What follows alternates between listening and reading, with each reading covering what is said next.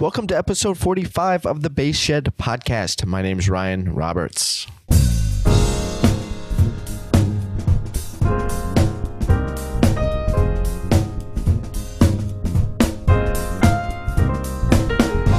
Hey folks, on the episode is Chuck Kreinar. Chuck Kreinar is the brother of bassist Bob Babbitt, Motown legend. Known for his work in Detroit with the Temptations, with Smokey Robinson, Marvin Gaye, Stevie Wonder. Then he moved on. He played with Phil Collins. He did session player, but after Motown split, he went to the East Coast, went to New York, then down into Nashville. We're going to talk about all this, but we're going to talk about it with his brother, Chuck Kreinar. And this is going to be the first of a two-part tribute to Bob Babbitt. And I'll be speaking with Bob Babbitt's brother, Chuck, and Bob Babbitt's son, Joe Kreinar. And we will talk about that a little bit more in a second. D. Lakin Basses, founder of Lakeland Basses, Dan Lakin, has a new company, and I'm honored to be a part of the D. Lakin family. I co-designed a 5-string fretless with Dan and his design team. That bass is inspired by Ryan Roberts bass. The number is the 5-6035. I spoke with Dan last week. That bass is off to be routed and painted. Actually, I spoke with him last week about that. That's when he told me that. I spoke with him earlier today, actually. And I'm like, dude, what do you think about a matte finish, huh? Like, I'm kind of into the matte finish. Dan Lakin was not a fan of the matte finish. Yeah, what he had to say about it, I'm not going to repeat on the mic, but it was hilarious. So that bass is underway. Dan is also doing a bass giveaway, and the first prize is your custom bass. The first prize winner will connect with Dan and the design team, and they will build you the bass of your dreams. Stop by www.dlakenbasses.com to learn more about how to enter. Also, check out Dan's Amp Shop. 5 brands you can't get on Sweetwater or at Guitar Center: Demeter, Trickfish, DNA, Gensler, and Epiphany. Personally, I'm a fan of Epiphany. I play them. Love it. I did play Gensler on a gig a couple weeks ago in Seattle. I played their heads. Fantastic. That was the first time I played a Gensler head, and no issues. I had a good time with it, and I used it on upright and electric. So that's my time spent with Gensler. You can get those from Dan's Amp Shop. Go to www.dlakenbasses.com. All products have a 30-day guarantee, and Dan will pay for shipping both ways. If you are a double bassist, you will want to check out Lemur Music, everything for the double bass. Head to lemurmusic.com. I've been a customer of Lemur Music since I started playing the upright, and I'm honored to have partnered with them. I'll be sharing more about that probably on the next episode. Later this week, I'm headed down to Lemur to meet with the folks there and exchange some information that I will be talking about on the next podcast. To let you guys know about the partnership I have with Lemur. But go to www.lemurmusic.com for all your double bass accessories, strings, sheet music, and more. lemurmusic.com. The Bass Shed website is dedicated to the artistry of bass legends and how we can broaden stylistic vocabulary by learning and analyzing the work of these legends. I also get emails regularly about folks wanting to study privately with me. So if you're not quite into doing the transcription thing, although I'm a big advocate for it, honestly, I transcribe a lot. That's kind of the nature of what's up on the website right now, is just the transcriptions and all the analysis of it. But if you want to learn some other things, some technical things, some theoretical things, some conceptual approaches to improvising, shoot me an email at ryan@thebassshed.com. I am offering a free trial lesson with every lesson sign up. If you're not feeling it after the trial, all good. Let me know, and I will reimburse you for the lesson that you did sign up for. But hit me up at ryan@thebassshed.com. Let me know what you're working on. Let me know what you'd like to be working on. Or you can visit thebassshed.com/private-lessons. All right, as I mentioned on the episode today is Chuck Kreinar. Chuck Kreinar is the brother of studio bassist and Motown legend Bob Babbitt. Bob Babbitt's birth name was Robert Kreinar. So Chuck is his blood brother. And the way this came about is I got an email from Chuck. Chuck and Bob Babbitt's son, Joe Kreinar, had come across the bass shed, and Chuck emailed me just simply saying, like, hey, I'm Bob Babbitt's brother. Noticed you had some stuff about him on the bass shed. Just checking it out. Cool. I quickly emailed Chuck back and like, man, this is fantastic. I'd love to talk to you. I got the chance to talk to him on the phone, just kind of checking in and just meeting him. And the same thing happened with Bob Babbitt's son, Joe. Just had both actually pretty long conversations, hour and a half, 2 hours, somewhere in there with each of them.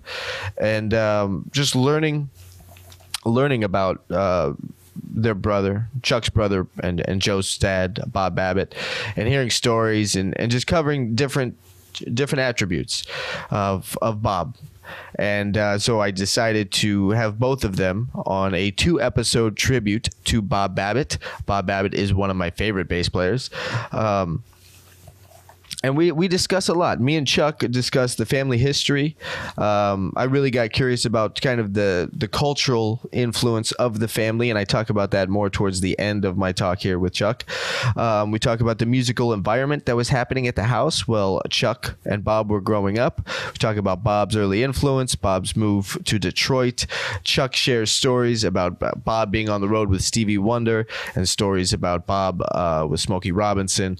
And it's fantastic. There's just a lot of great stuff here, and Chuck is all heart, and it's such a pleasure to connect with him. And Chuck, thank you so much for taking the time to do this. Chuck is all heart, and Joe is all heart, and I can only imagine that Bob was all heart. And from listening to their accounts of their time with Bob Babbitt, absolutely was just all heart. And we can clearly hear that and feel that in his playing. So this is the first episode of a 2-part tribute to Bob Babbitt. And this is my talk with Bob Babbitt's brother, Chuck Kreinar. You're an early starter, man. I normally wouldn't be. I can't remember the last time I woke up this early. No, the last time I woke up this early was a couple weeks ago. I had a gig in Seattle, and we had to be in the lobby to leave Seattle at 5:45. Oh, gee. And that was brutal. Then I got home after the flight. I got back to LA and just slept all day. So I'll probably go back and take a nap after this. If I got up that early, I'd be napping. Yeah. Sometime during the day. Yeah. How's it going over there in Chapel Hill, right? Yes. Yeah. Right. What's it like over there? Since last August. Okay. Where were you at before that? Northern Virginia, an area called Woodbridge, about 20 miles south of D.C. Okay. And there a long. God, we're there since 72, 73. Okay. You worked in the airline industry, right? So is there a lot of industry in Northern Virginia for that? Right. Well, our headquarters was in DC, at the DC airport. Okay. Washington National Airport, which is really in Virginia. Oh. Even though it's called Washington National. Yeah. But most folks, we had a big operation in Pittsburgh, so most folks thought that was our headquarters, but it was D.C. Yeah, getting into Pittsburgh. You were born in Pittsburgh, correct? Were you born? Yeah. Right. Okay. Yes. Ended up going coincidentally. I got into sales, and my first job was in Detroit. Okay. Okay. I can already see the parallels to your brother here. Really? Yeah. Matter of fact, we both went to Detroit after we got out of high school. Okay. Okay. So let's start. We'll come back to that. I will tell you that my father was born in Slovakia. Yeah. And when he came to his last name was very confusing. Typical European spelling. Okay. So that he had his name changed. So I always said he changed his name from a confusing Slovakian name Yeah. to a confusing Americanized name. What was the given name? What was the original Slovakian name? It's pronounced Kreinar, Okay. but the spelling is off the wall. Sure. It's like I wouldn't even try. Yeah. And the bizarre is that one of his brothers changed his name differently. He had a different last name than I. That's funny. That's funny only because of your brother changing his last name professionally. Oh, yeah. You know, so there's already some family parallels there that are happening generationally. So when did your parents move here to the States? Well, they were always, I shouldn't say they were always here. My mother was born in the States. Okay. Her parents were both from Budapest, Hungary. Oh, okay. Yeah, my father was born in Slovakia. Okay. Yeah. And then he came here at what age? Well, I was born.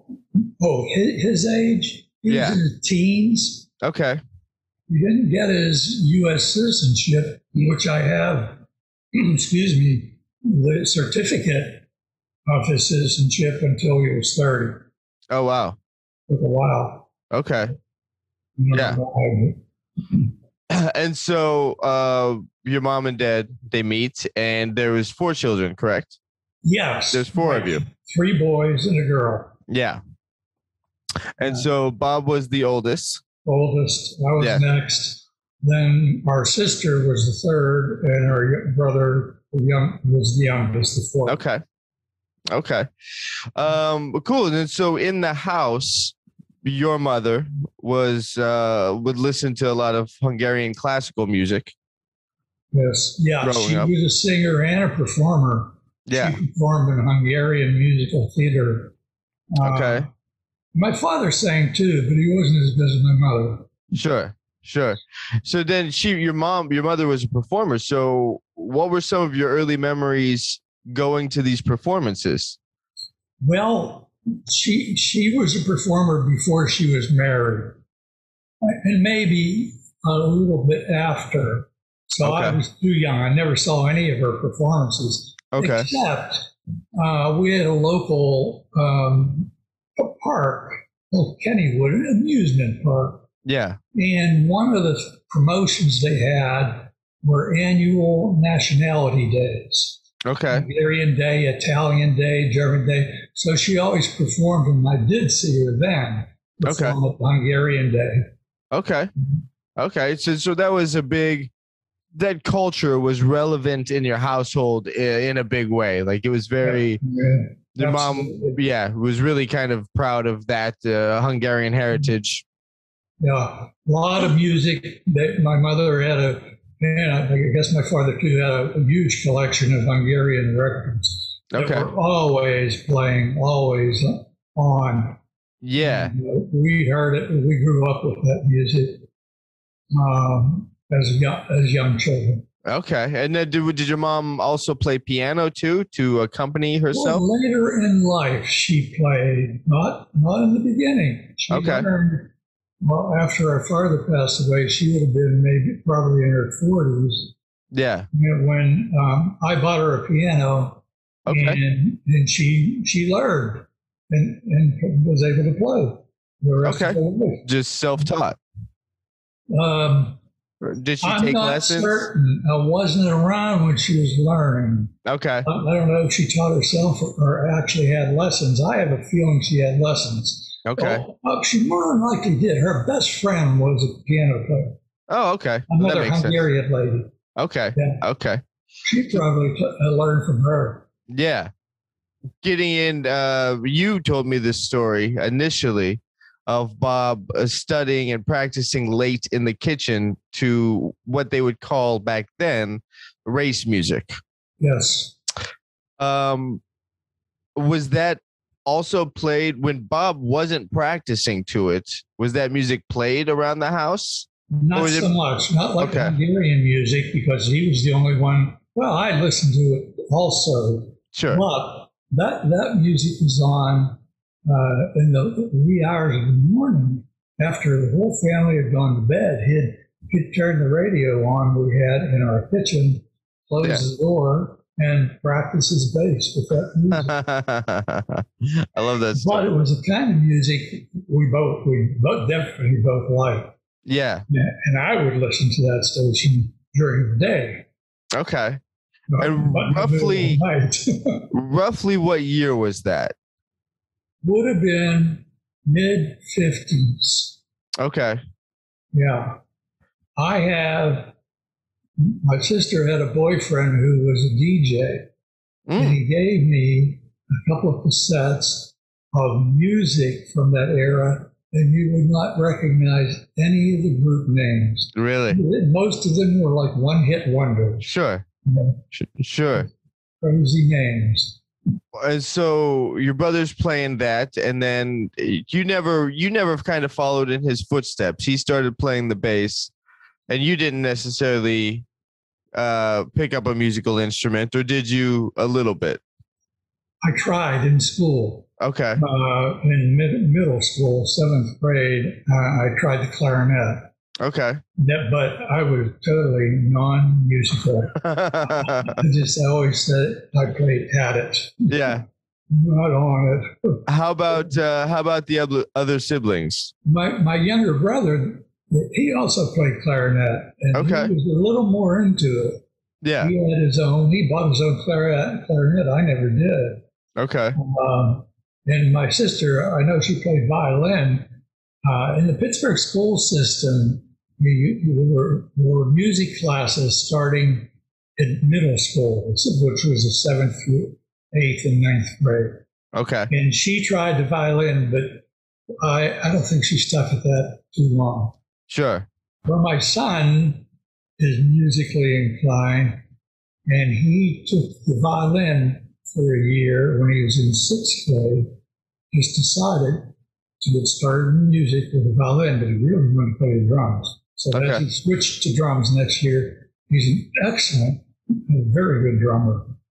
And up through, he's in his 50s now. Okay. He's played with various groups, not seriously, professionally, but just as a hobby. Yeah. Pastime. Okay. He still has a set of drums. Nice. Nice. So we're in the mid 50s. Bob is practicing the bass in the kitchen, and then it was after he got out of high school. Well, around this time, you guys were both doing construction, correct? Yes, with our father, who was plaster construction. Bob worked more with my father than I did. Okay. He worked for like at least 3 of when we were on vacation in the summer. He worked with our dad, and I worked about 1 year. Okay. Bob worked at least 3 years with him. Yeah. Yeah. Did Bob and your father have a really tight relationship? Pretty much, yeah. And I think Bob picked up he was a hard worker. Yeah.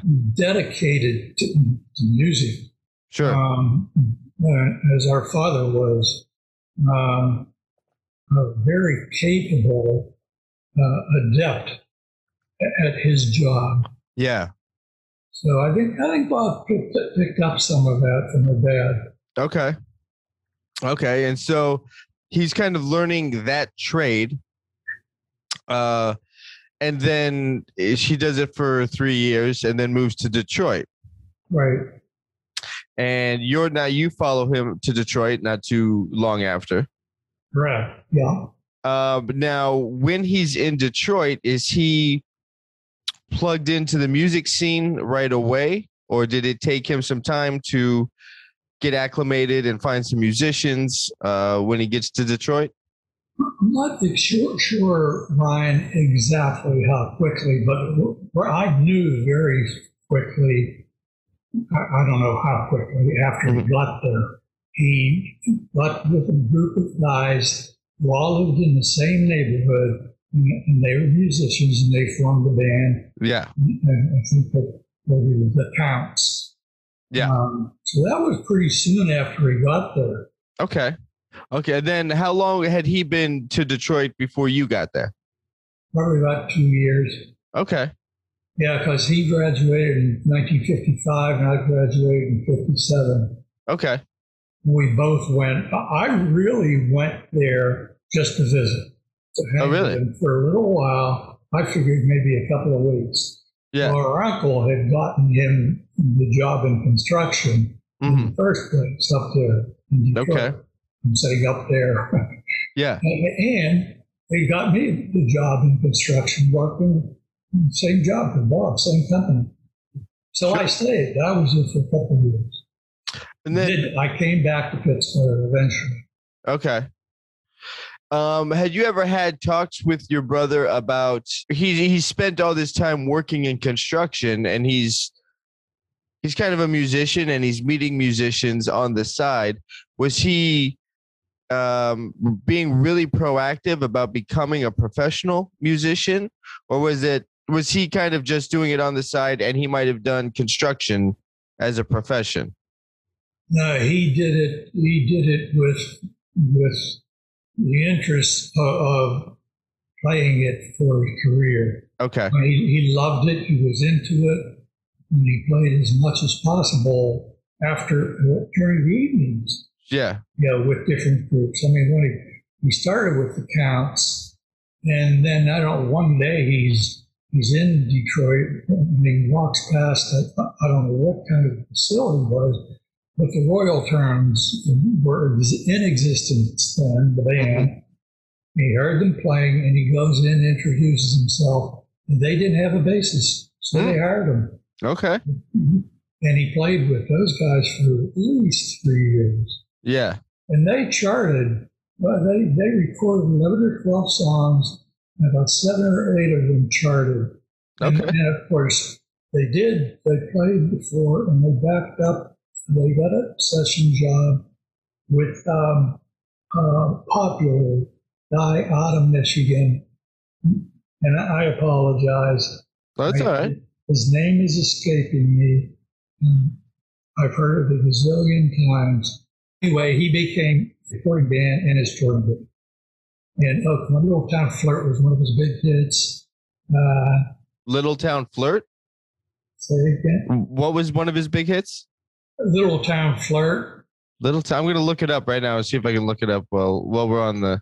I apologize. No, don't worry about it. Little Town. Del Shannon. Ah, yes. Yeah, they played on several of his big hits, and plus, as I said, Jordan. Yeah, and so that now at this point, your brother's getting kind of a taste of it. He's on the charts.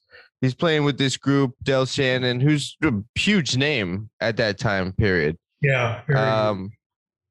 If I remember correctly, I think "Runaway" is Del Shannon's biggest hit.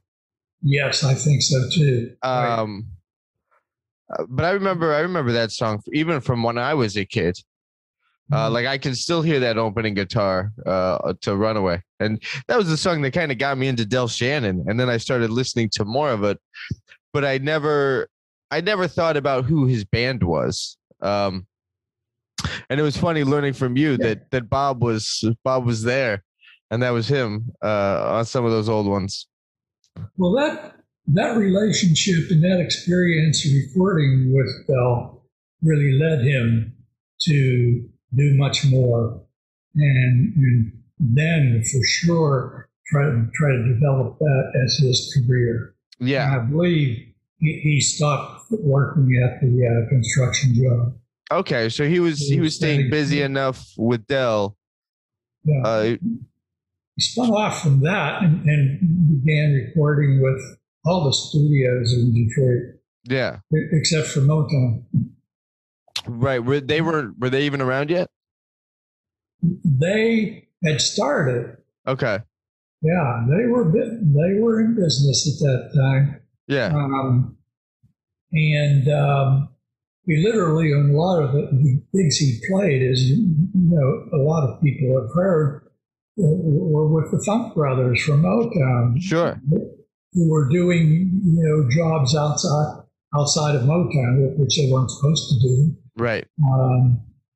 They talk about that in the documentary, Standing in the Shadows of Motown, how they got they were told they were going to be fired. Right. There's a funny scene from, I forget which one of the musicians said he was going to be fired twice because they cut him twice.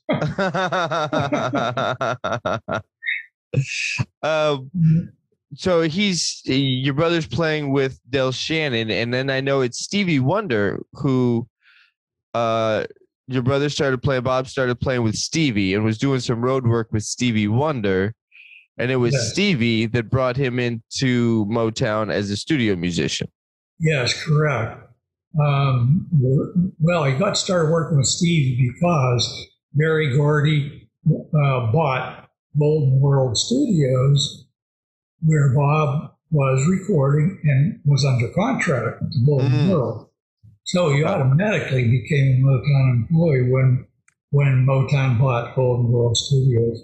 And his first job was backing Stevie on his touring band. Yeah, super early on in Stevie must have been, 17? He was still in high school. They only toured during the summer. Right. Stevie was off school. Right. One of the funny stories is they were touring in a van, and there was a gig they were playing in Baltimore, and they had parked the van in a road that accessed the arena, and Stevie got in the driver's seat and asked Bob to teach him to drive.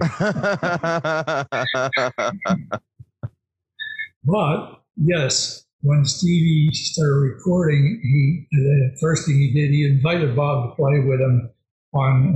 They did a Beatles cover song on "We Can Work It Out," and then. Somehow I got a little mixed up. Of course, he then subsequently recorded Signed, Sealed, Delivered. Yeah. And Bob was puzzled by Stevie had him record that instead of Jamerson. And he mentioned it to Jack Ashford, and Jack said, "Let's Stevie like your song." And it was just that simple. That's interesting. I can't. Off the top of my head, I can't think of another Stevie tune that Bob played on. I don't believe he did either. It was just Signed, Sealed. You're right, he did not. Yeah. Obviously, the stuff with Marvin Gaye, he did multiple tracks. Did a lot with the Temps, and of course he did Smokey's Tears of a Clown. Yeah. Yeah. That's a great one. That's one of my favorites that doesn't get as much of attention as much as Signed, Sealed or Mercy Mercy Me. Tears of a Clown's a great song. Bob sounds great on it. It was a kind of side story which wasn't too happy a story. Bob and the group, the Funk Brothers, were playing for, I forget who the producer was. And all the musicians probably it was heading this issue, wanted to get a raise in how much they were being paid. Yeah. For each song they played. So Bob goes to the producer and asks if they can get a raise. That they'd all appreciate it and would like to have it. It was a small amount. They weren't paid a lot of money for a song back then. Well, that producer went to the other musicians and asked them if they agreed with that, if they wanted more money on each song. And they chickened out. Really? Yeah. And they said no. So that producer fired Bob. When Smokey heard about it, Smokey came to his rescue.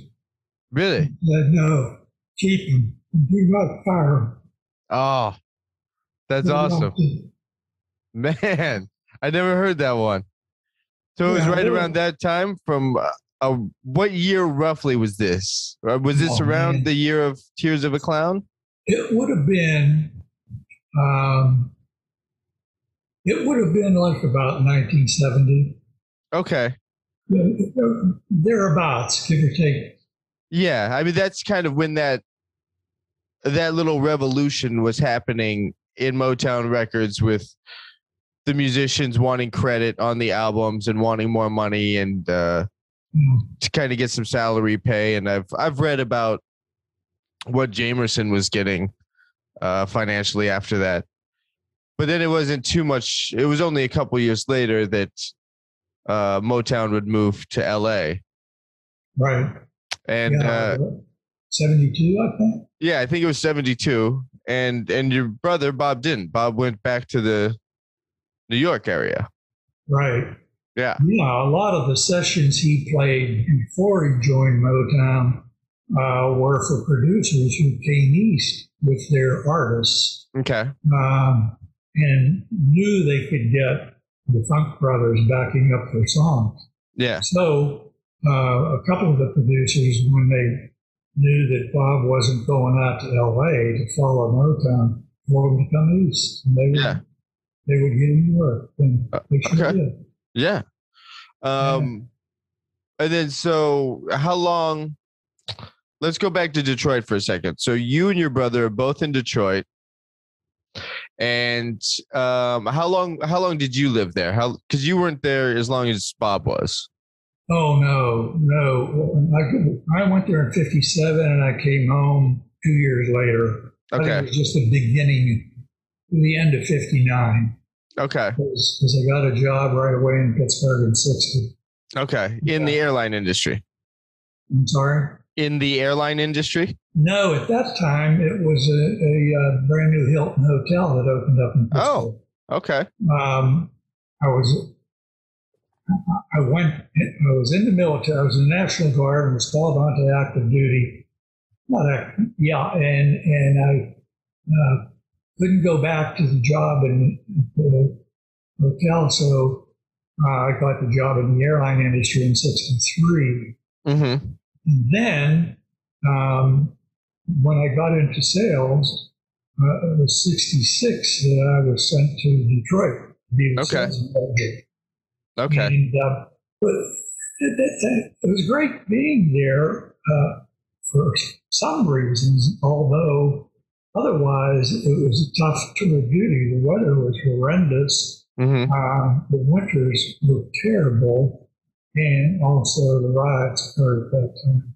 So I was only there a couple of years, and then I transferred to Philadelphia. Okay. Did you get some time to hang with Bob while you were there again, or were you guys just both kind of busy professionally? Well, I was going to say, we were both so busy, him with his music, me with my job. We spent very, very little time together during those 2 years that I was there. Mm-hmm. Unfortunately, it wouldn't happen. Sure.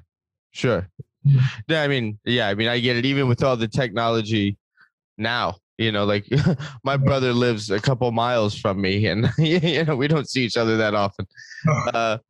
Right. Even with all the ways there are to connect and stuff, we're both just busy. So I can only imagine what it would have been like back then without all the technology and ways to connect. Mm-hmm. Was your brother playing live around Detroit during these areas, or was he mainly just in the studio? Mostly studio. Okay. Very little live at that time. Yeah. A lot of it live when it was with Royal Tones. Yeah. They were a very popular group playing clubs constantly. Okay. Always drew good crowds.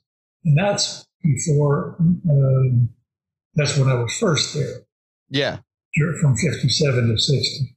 Okay. I would go out and watch them every time I could, attend their practices. I had a lot of time to spend with him during that phase. Did your brother ever speak to having a preference about playing in the studio versus playing live? Did he prefer one over the other? Never heard him say that he did. Okay.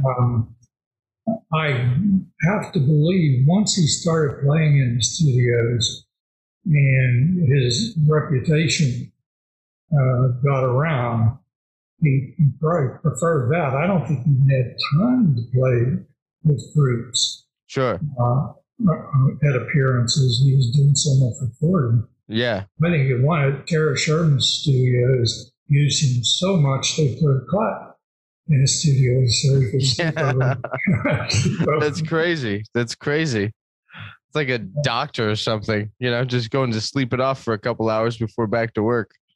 Right, exactly. That's what happened. That's insane. So now you're in Detroit, and it's what years did you just say? 66, 67? For me? Yeah. Oh no, it was yes, 66 through 68. Okay, so 68. Yeah, right. So your brother's staying busy at Motown. When he goes back to the East Coast and to New York, where were you living then? Because that happens when Motown Records breaks up in 72.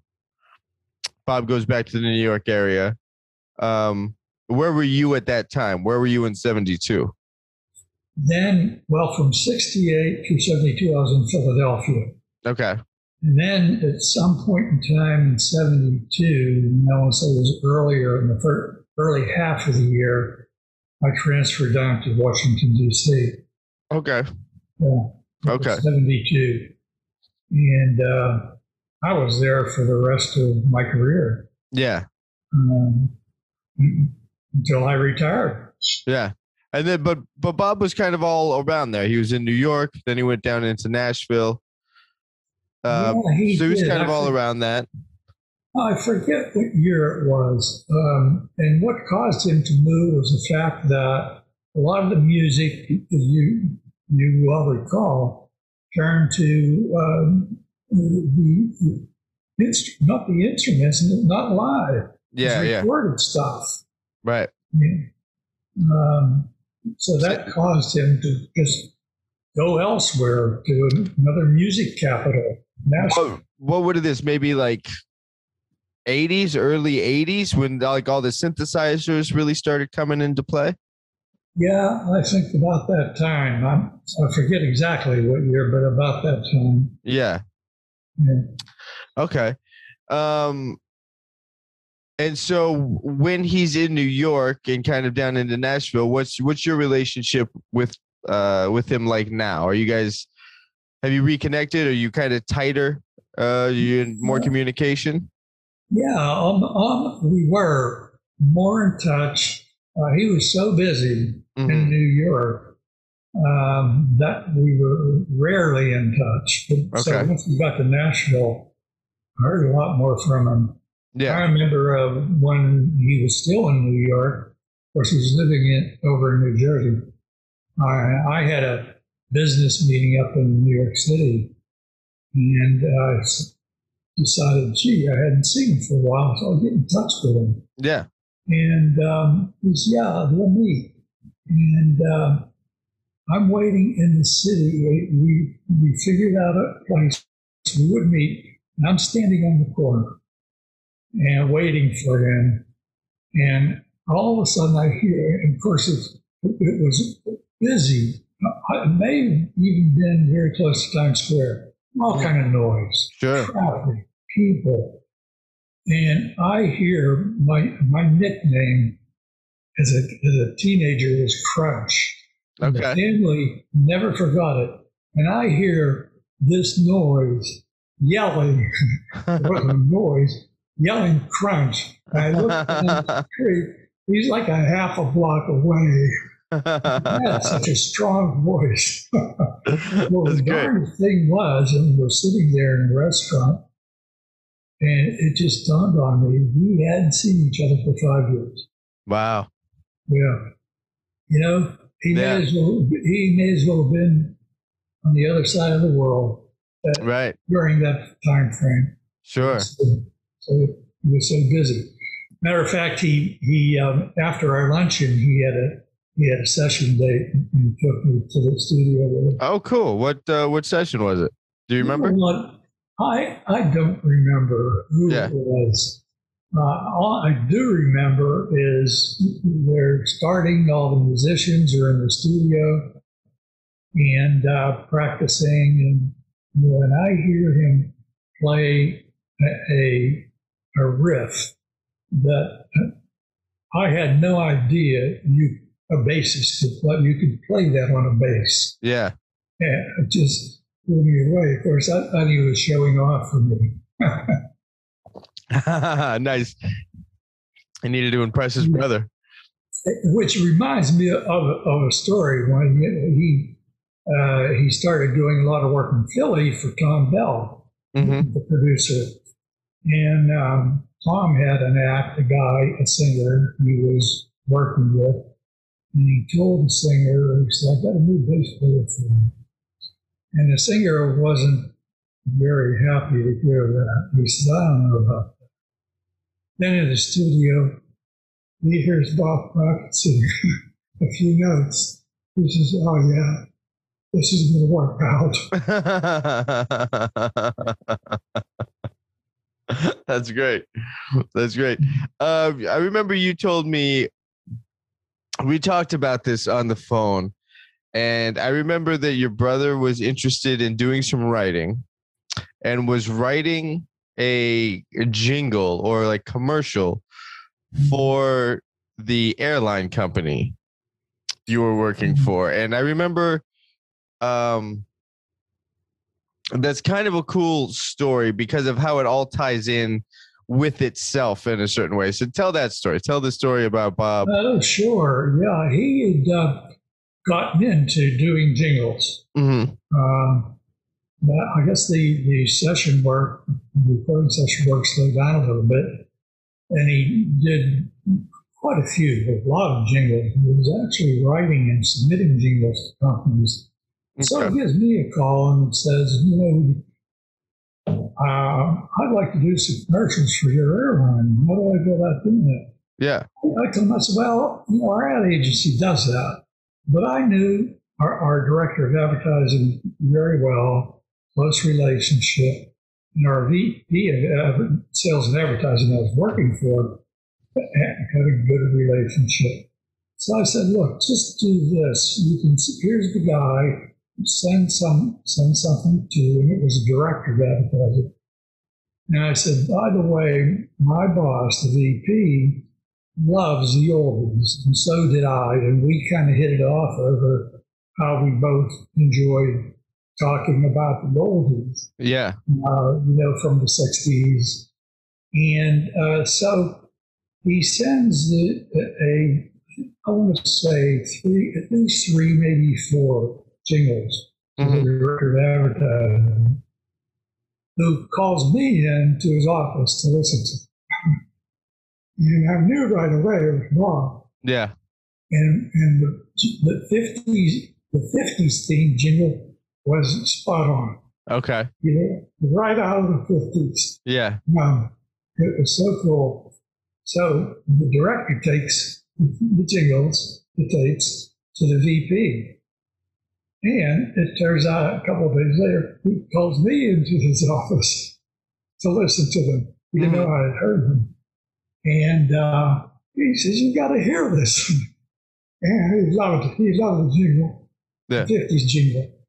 Well, we could not use the advertising. But our senior VP heard that jingle and said, I have an idea.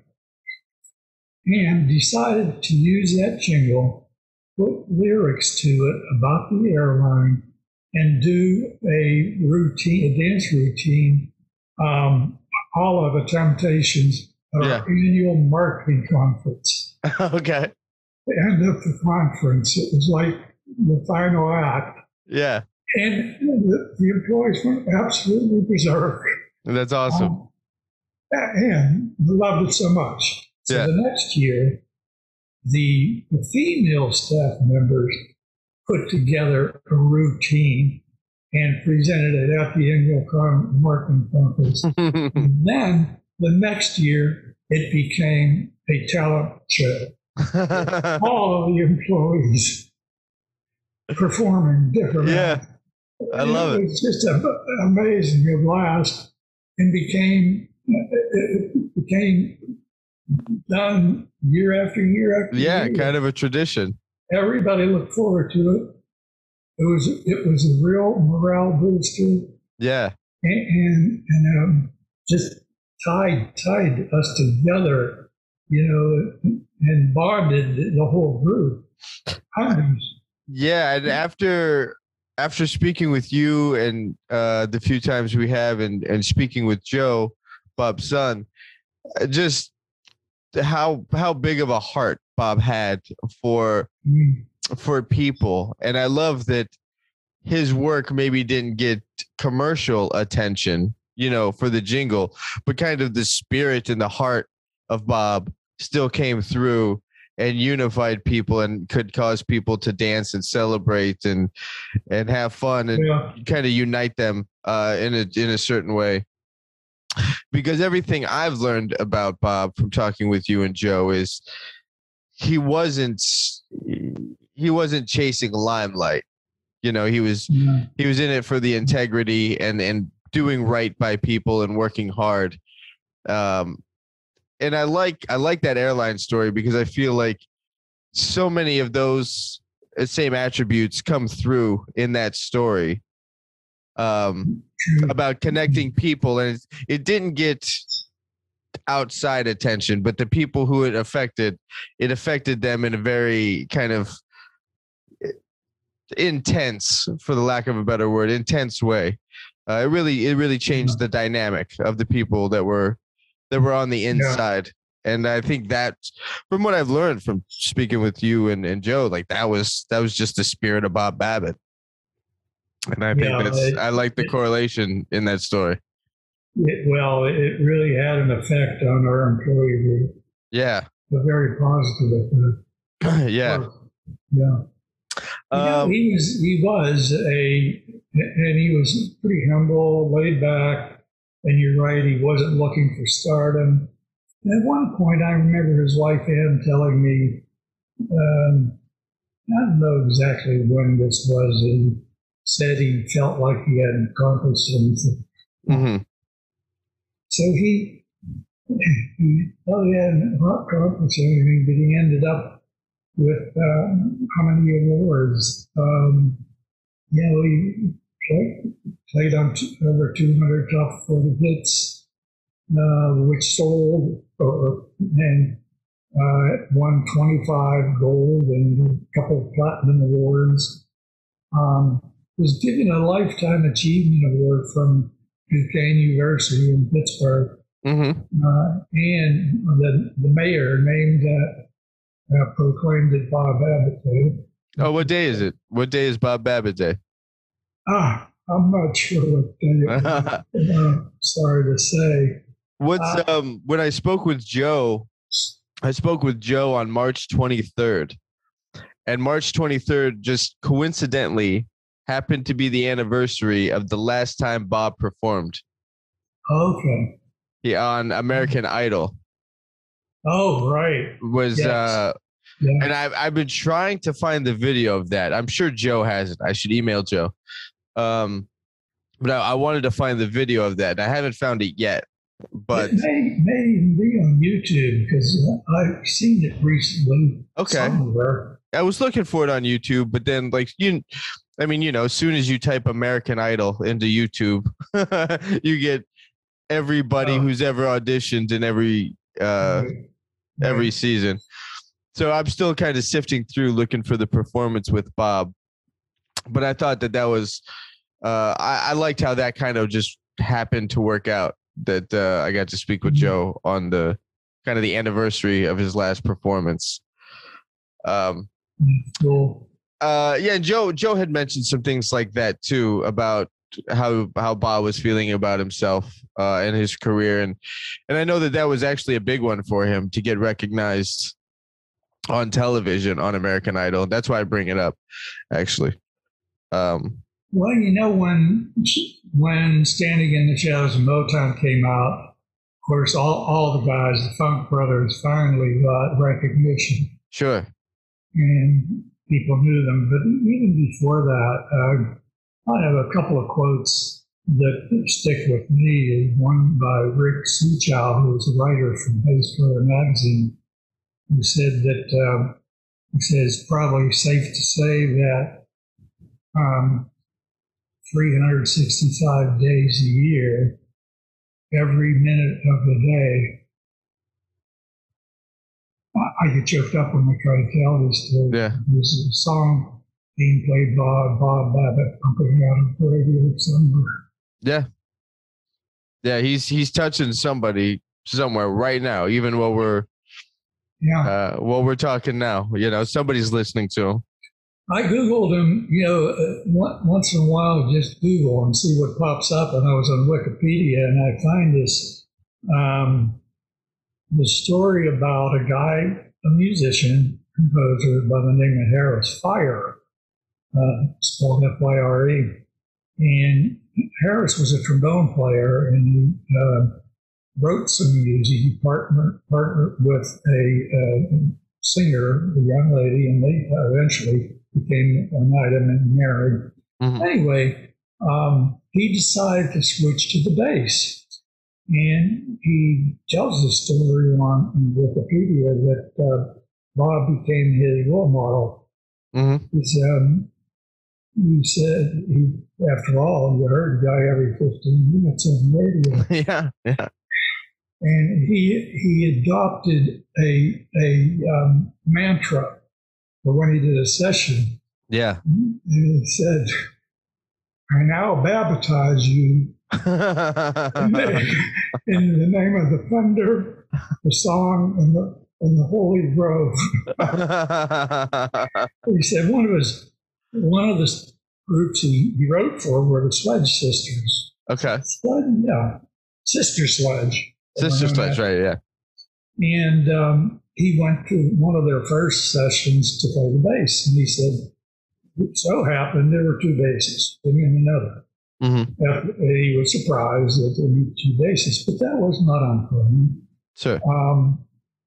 And he said, well, the other bass player baptized better than he could. And of course, it turned out to be Bob. Yeah.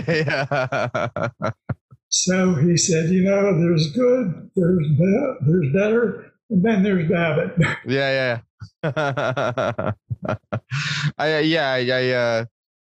Bob was underrated, I think, still, in the trajectory, not trajectory, in the history of the bass. I think he's known, but I think most people listen to a lot of that stuff and just assume it's Jamerson because very true. Because Jamerson is so attached, like when you think of Motown bass, like the first thing that pops up is Jamerson, mentally, And so I think most people just assume it's just, that's James Jamerson. It's Motown, it's Jamerson. And Bob played on so much great stuff that it's, and now, and like I've spoke with Joe, like I'll read printouts of things of like things people say that Bob has played on that is clearly not Bob, and I've talked to Joe about some of them. He had such a distinct style that you can just listen to it very easily and like almost right off the bat. There's a couple that would be difficult to tell.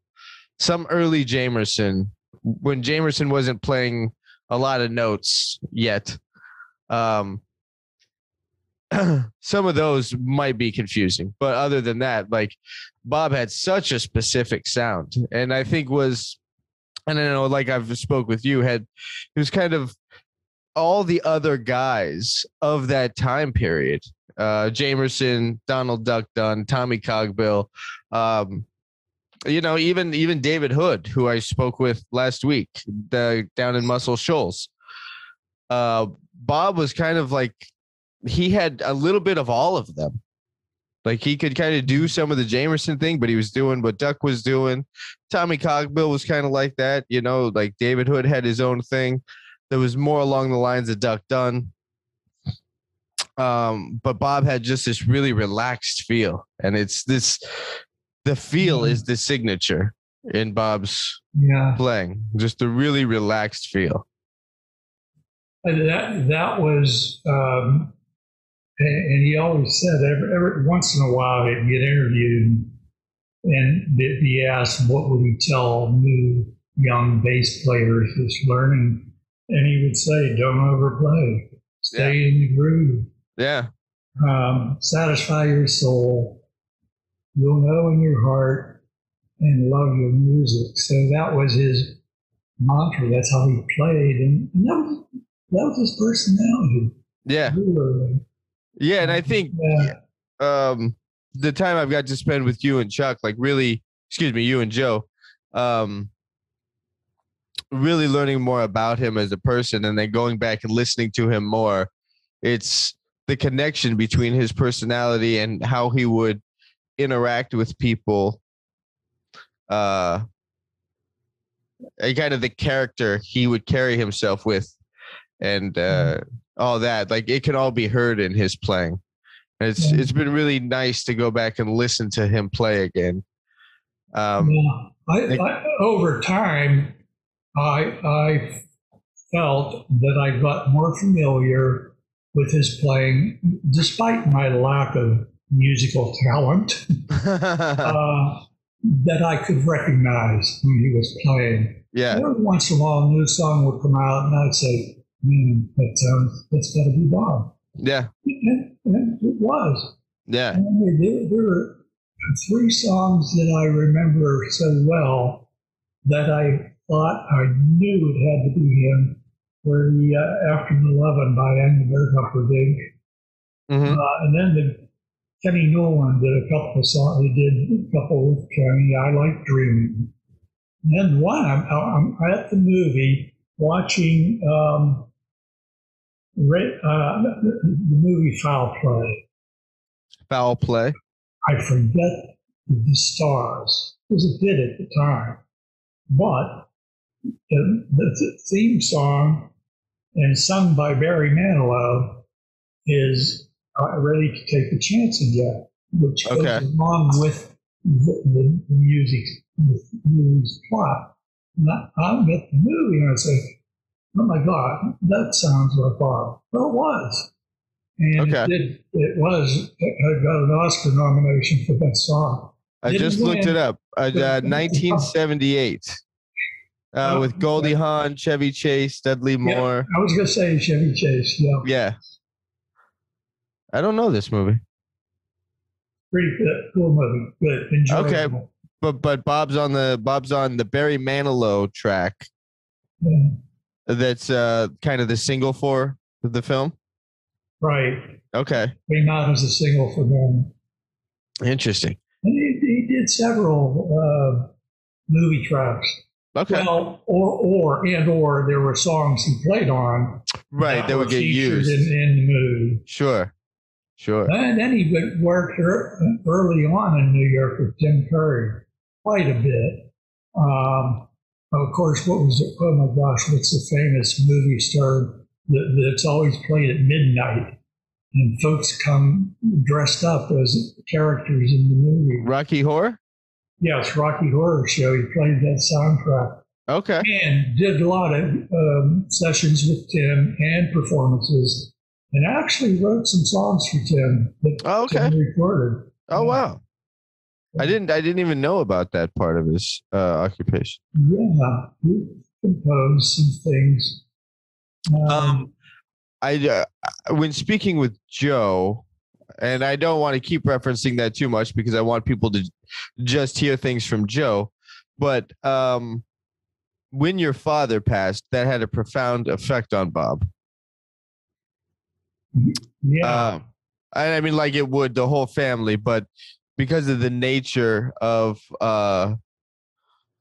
that changed a lot of things for Bob. How did Bob ever speak to you about that?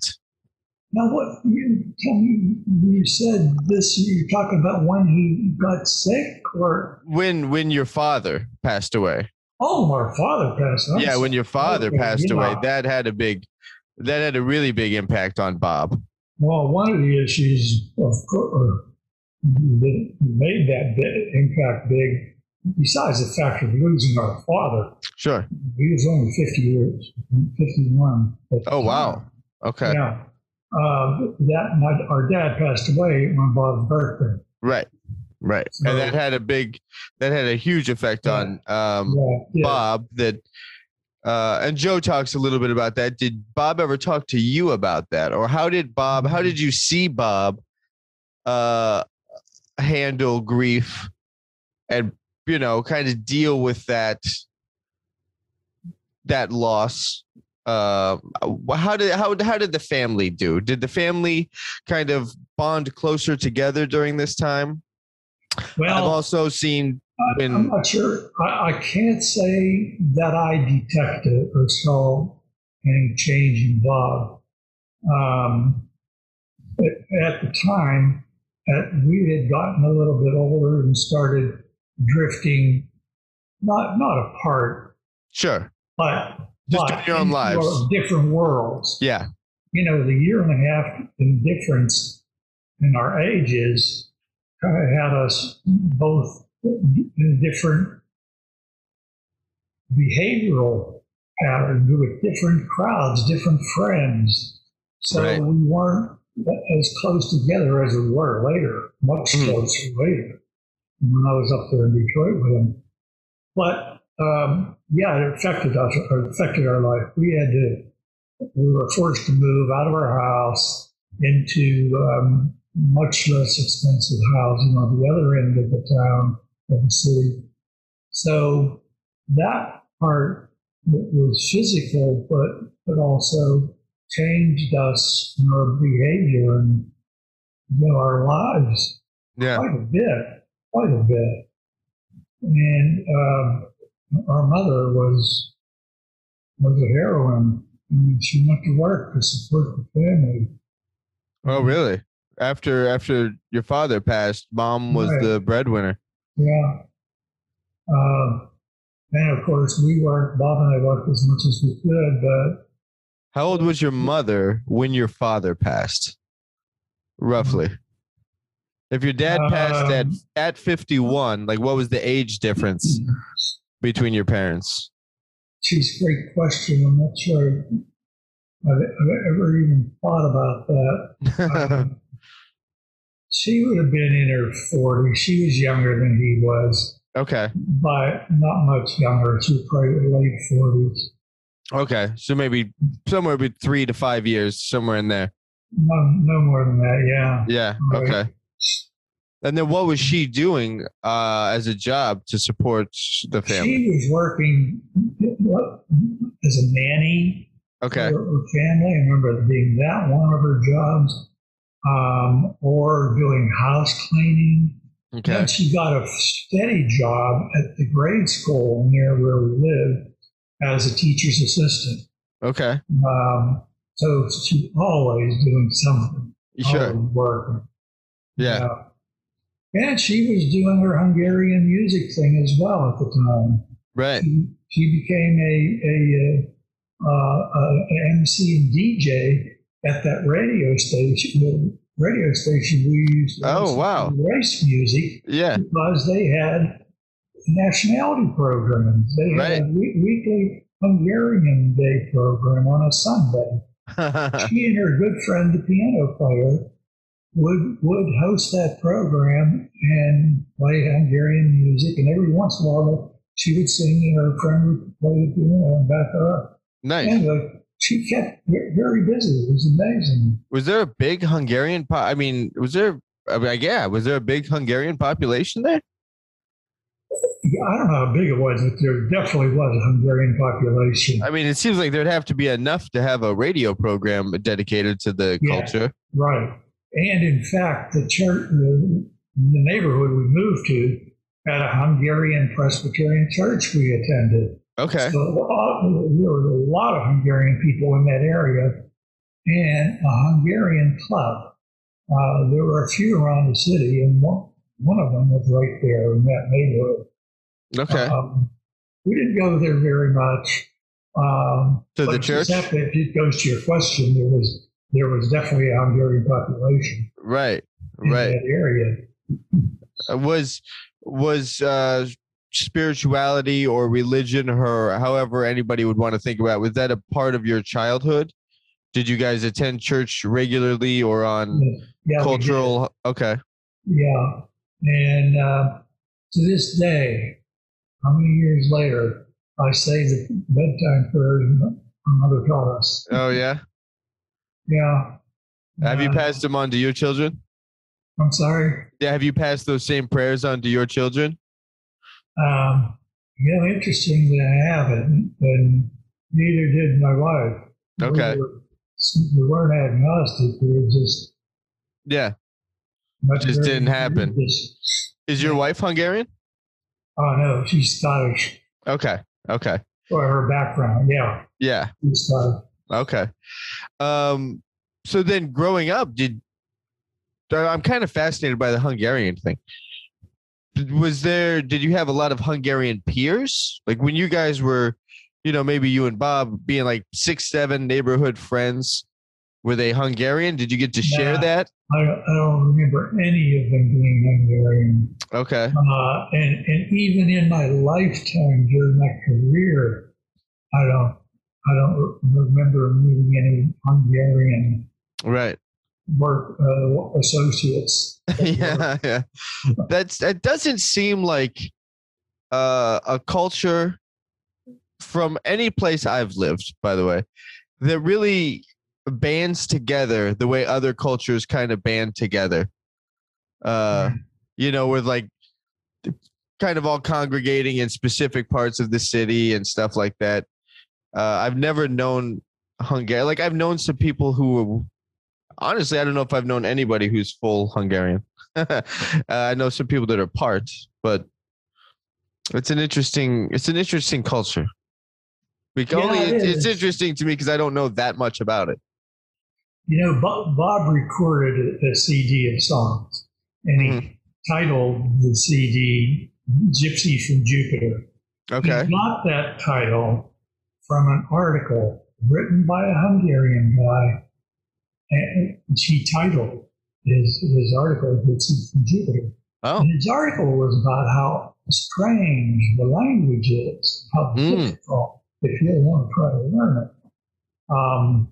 In fact, our mother never taught us the language. One of the big reasons was that she didn't speak English when she started grade school, first grade. Okay. Her parents were both Hungarian. That's all they ever spoke. Yeah. So when she got to school, she had the toughest time because she couldn't speak English.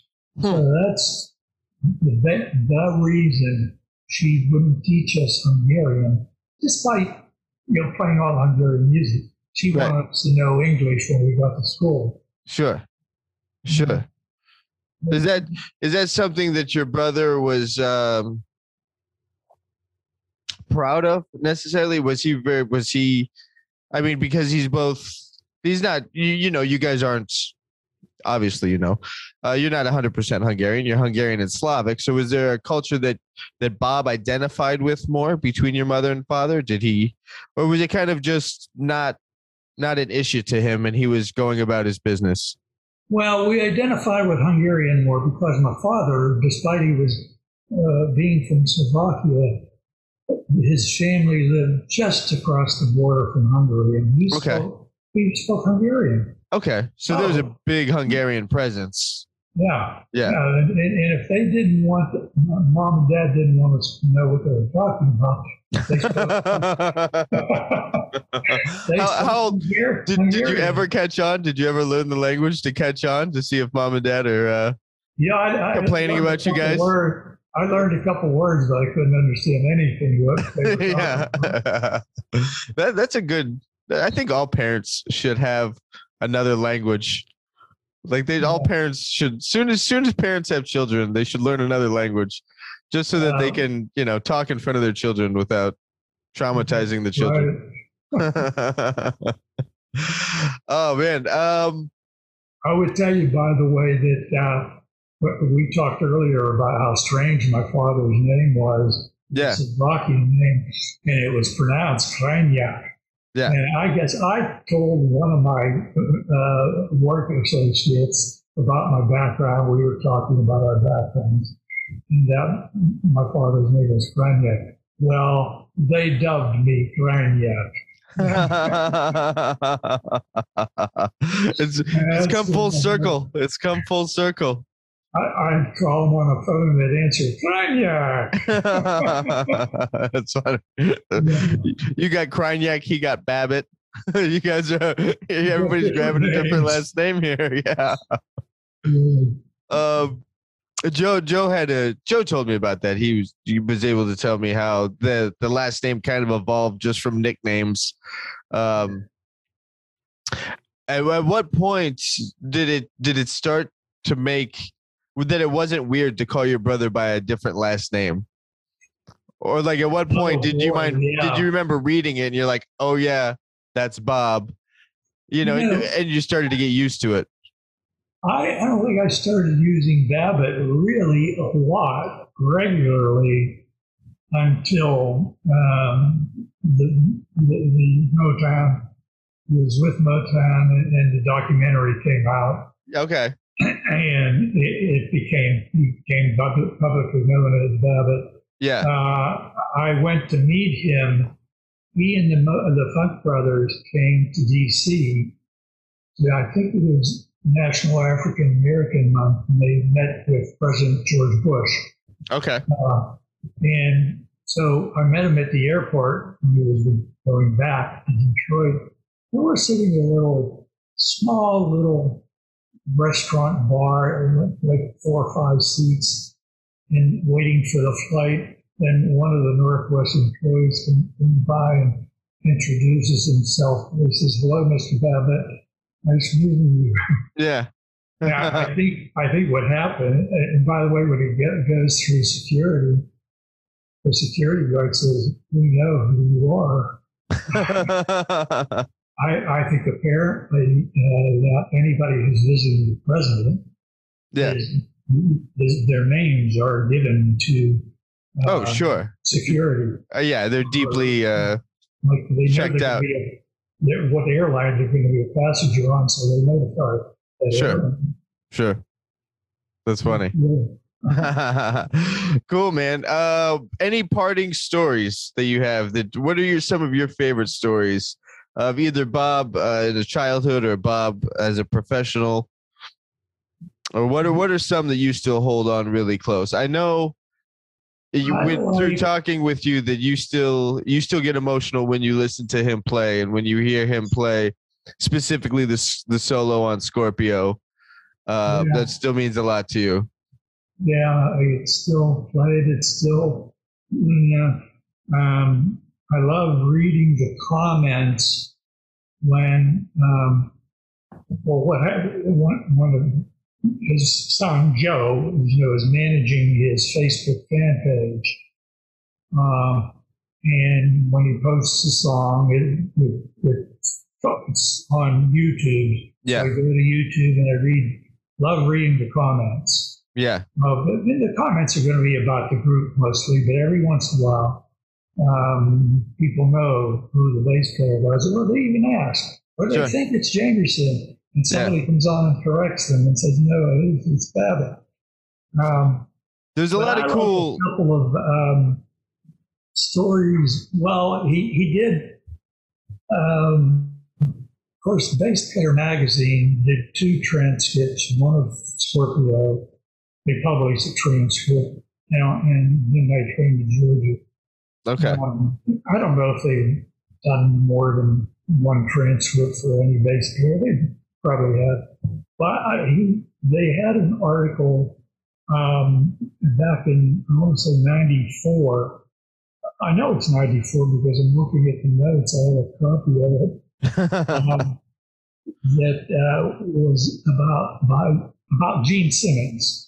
I think Gene gave a couple of opinions that Bob didn't agree with. He agreed with some of it, but he wrote a letter. Bob wrote a letter to the editor, and he said he had to ask how Gene could say Motown was just felt moving around, but you didn't know what it was. To this day, Bob says one of the best sounds of their history is the sound of Motown bass. He will describe it a little more.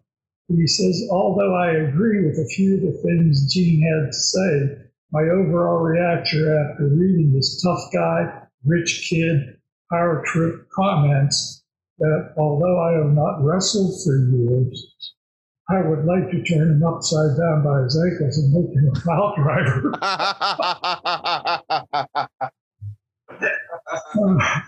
Yeah. All right. I never knew that. I never had heard of that letter or anything to the article, to the magazine. Yeah. That's fantastic. And I like the story. Actually, Joe told me the story about when he was on the road with other musicians. I didn't get the details where, when, who he was playing for. But he and the drummer, was it G. Collins? His last name's Collins. I believe he's the drummer. They go back to the hotel and they want to, it was late. Phil Collins? I'm sorry? Was it Phil Collins? No, not Phil. Oh. Not Phil. Another musician, but not Phil. And it was before that. Okay. They were starved and they wanted to have good steak. Mm-hmm. And they called a restaurant because there wasn't much anything open, but it was late. And a guy comes over, he delivers the meal to them. And they specified they wanted steak. And the guy comes over with a tray of food and their sandwiches. Mm-hmm. Ham sandwiches. Yeah. So not at all steak. They were so angry. They were sitting out at the pool, by the way. And the deliverer found where they were. And he went out to the pool to deliver that meal. And when they saw it, they picked him up along with the food and threw him in the pool. The guy in the food goes flying into the pool. Did they ever get the steak? No. I don't know if they got anything. Bummer. They didn't even get the ham sandwiches. It was a drag. Anyway. Chuck, thank you so much for reaching out and connecting with me. And because you reached out to me, I was also able to spend a couple, I don't even know how many times we've been on the phone now, but a few phone conversations that have all been lovely. I've gotten to connect with Joe. Thank you so much. This has been a real treat for me. I appreciate you. Right. It's my pleasure. A treat for me too. Oh, cool. I thank you so much. Oh, thank you. I appreciate that. It's it. my pleasure. This is a big deal. Bob is an important figure in bass, and a bass player that's very special to me. And this means a lot to me to connect with both you and Joe. So thank you. Well, thank you so much. I really appreciate your recognition and not promoting, but publicizing his talent. Sure. Yeah. My pleasure.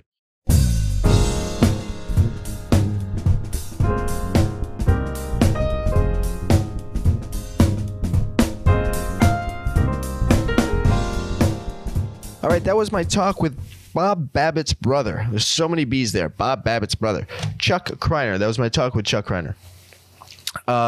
Man, that's fantastic. I love hearing those old stories. I love the one with Stevie. That's funny. And from all the books I've read about Stevie, actually not books, book. I'm still working through a book about Stevie, actually. Stevie's always kind of a prankster. And I can only imagine that there was a lot of joking around like that with Bob and Stevie on the road. Stay tuned for the next episode where we will hear from Bob's son, Joe Kreinar. But again, I cannot thank Chuck enough for contacting me, for being willing to do this. For just all of it. This was a huge treat for me. After talking with Chuck on the phone initially and then talking with Joe and doing the interviews with Chuck. It's fantastic. Great stories. And thank you again, Chuck, so much for taking the time to do this.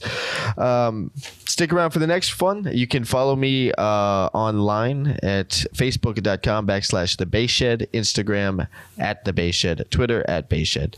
Go to thebasshed.com, sign up for the newsletter. And I think that's all the not so shameless plugs I have for the end of this. I think those are just shameful, is what I think. I think there's I should feel shame. I should feel shame. That's all I got, folks. I will catch you on the next one, and stay tuned for Joe Kreinar in a minute.